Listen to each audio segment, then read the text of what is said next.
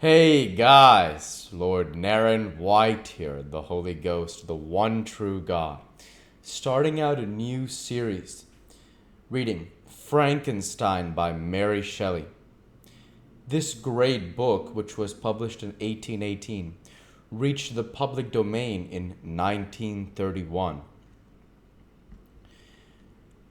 First and foremost, not only do I want to point out that Mary Shelley was a devout Christian in life, also she is the first female author whose works I am reading on my channel. It is my absolute pleasure to bring you the reading of Frankenstein by Mary Shelley, as read by Lord Naren White, the Holy Ghost, the one true God. So, without further ado, let us begin my reading of Frankenstein. Here we go. Frankenstein, or The Modern Prometheus, by Mary Wollstonecraft Shelley. Letter 1. To Mrs. Saville, England, St. Petersburg, December 11th, 17. You will rejoice to hear that no disaster has accompanied the commencement of an enterprise which you have regarded with such evil forebodings.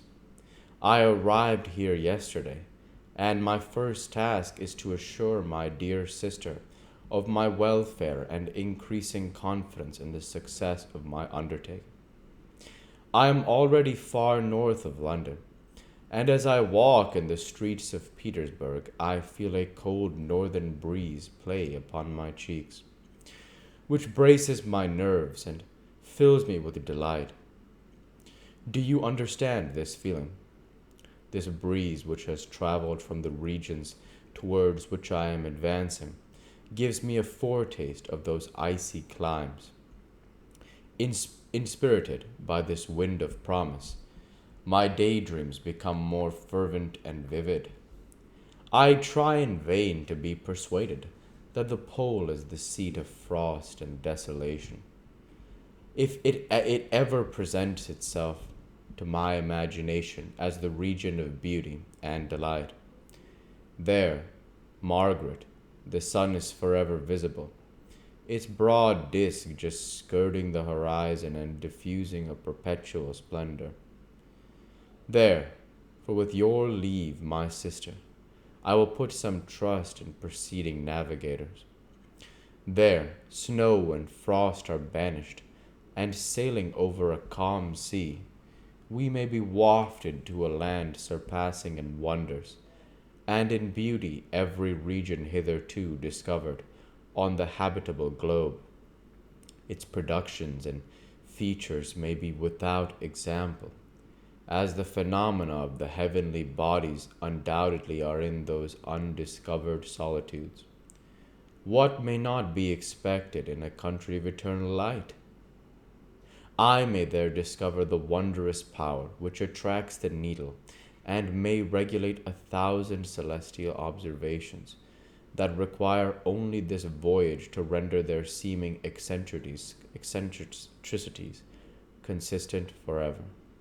I shall satiate my ardent curiosity with the sight of the world never before visited, and may tread a land never before imprinted by the foot of a man. These are my enticements, and they are sufficient to conquer all fear of death, danger, or death, and to induce me to commence the laborious voyage with the joy a child feels when he embarks in a little boat, with his holiday mates on an expedition of discovery up his native river. But supposing all these conjectures to be false, you cannot contest the inestimable benefit which I shall confer on all mankind to the last generation, by discovering a passage near the pole to those countries, to reach which at present so many months are requisite, or by ascertaining the secret of the magnet, which, if at all possible, can only be effected by an undertaking such as mine. These reflections have dispelled the agitation with which I begin my letter, and I feel my heart glow with an enthusiasm which elevates me to heaven. For nothing contributes so much to tranquilize the mind as a steady purpose, a point on which the soul may fix its intellectual eye. This expedition has been the favorite dream of my early years. I have read with ardor the accounts of the various voyages which have been made in the prospect of arriving at the North Pacific Ocean through the seas which surround the pole. You may remember that a history of all the voyages, made for purposes of discovery, composed the whole of our good Uncle Thomas' library. My education was neglected, yet I was passionately fond of reading. These volumes were my study day and night, and my familiarity with them increased that regret which I had felt as a child on learning that my father's dying injunction had forbidden my uncle to allow me to embark in a seafaring life. These visions faded when I perused for the first time those poets whose effusions entranced my soul and lifted it to heaven. I also became a poet, and for 1 year lived in a paradise of my own creation. I imagined that I also might obtain a niche in the temple where the names of Homer and Shakespeare are consecrated. You are well acquainted with my failure, and how heavily I bore the disappointment. But just at that time I inherited the fortune of my cousin, and my thoughts were turned into the channel of their earlier bent. 6 years have passed since I resolved on my present undertaking. I can even now remember the hour from which I dedicated myself to this great enterprise.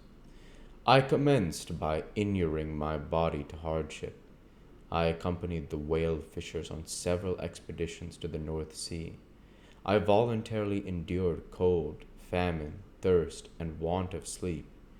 I often worked harder than the common sailors during the day, and devoted my nights to the study of mathematics, the theory of medicine, and those branches of physical science from which a naval adventurer might derive the greatest practical advantage.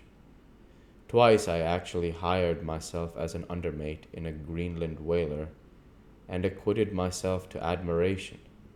I must own I felt a little proud when my captain offered me the second dignity in the vessel, and entreated me to remain with the greatest earnestness, so valuable did he consider my services. And now, dear Margaret, do I not deserve to accomplish some great purpose?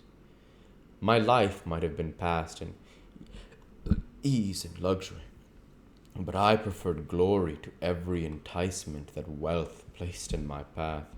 Oh, that some encouraging voice would answer in the affirmative!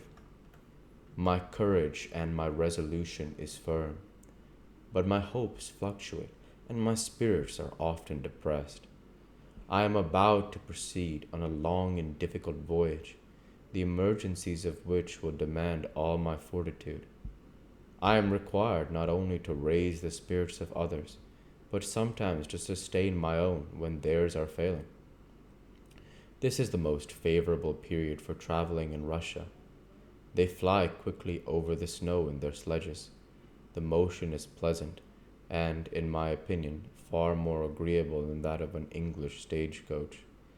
The cold is not excessive if you are wrapped in furs, a dress which I have already adopted, for there is a great difference between walking the deck and remaining seated motionless for hours, when no exercise prevents the blood from actually freezing in your veins.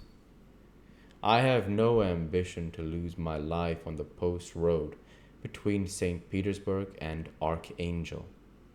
I shall depart for the latter town in a fortnight or 3 weeks, and my intention is to hire a ship there, which can easily be done by paying the insurance for the owner, and to engage as many sailors as I think necessary among those who are accustomed to the whale fishing. I do not intend to sail until the month of June, and when shall I return? Ah, dear sister, how can I answer this question?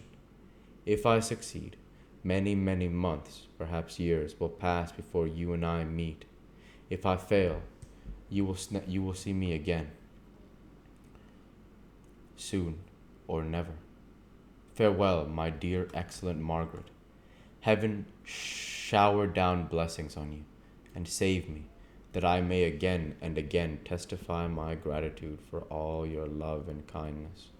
Your affectionate brother, R. Walton. We'll go ahead and stop there for this week. As usual, I want to say thank you for watching, and I hope you enjoyed.